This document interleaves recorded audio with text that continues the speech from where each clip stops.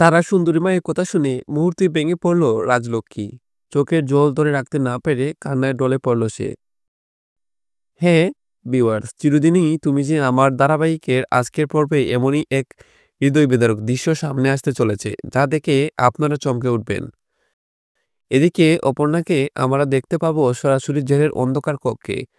নিজের ভুল, অভিযোগ, অপরাধের বোঝা কাঁধে নিয়ে অপর্ণার মন এখন অসহায় আর অসুস্থ। অন্যদিকে হাসপাতালে আরজিত এখনো জ্ঞান ফিরেনি। ডাক্তারদের মুখেও হতাশা। ঠিক সেই সময় আরজুর মা মানসিকভাবে সম্পূর্ণ ভেঙে পড়েন। ছেলের নির্জীব দেহটা দেখে তিনি বুঝতেই পারছিলেন না কি করবেন, কাকে বলবেন, কোথায় আসায় আলো খুঁজবেন। ঠিক তখনই দেখা যায় মন্দিরে তারা সুন্দরী মা পুজোয় বসে আছেন। অর্জুন মা দৌড়ে সেখানে চলে চলে আসে। মায়ের সামনে হাত জোর করে কেঁদে বলতে থাকে, মা, আমার অর্জু বাঁচবে তো? তুমি একটা কথা বলো। তোমার আশীর্বাদে যদি সে ফিরে আসে আমি বাঁচার পথ পাবো।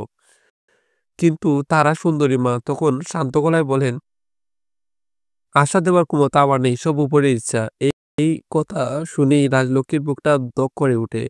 মায়ের মুখ থেকে এমন নির্দয় সত্য শুনে সে ভয় আর সুখে কাঁপতে থাকে। মনে হয় যেন এবার সত্যি সবকিছু হারিয়ে ফেলছে তারা।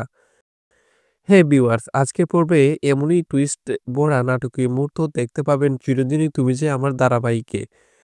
পরবর্তী পর্বের আরো চমকপ্রদ আপডেট সবার আগে পেতে আমাদের চ্যানেলটি সাবস্ক্রাইব করে রাখুন।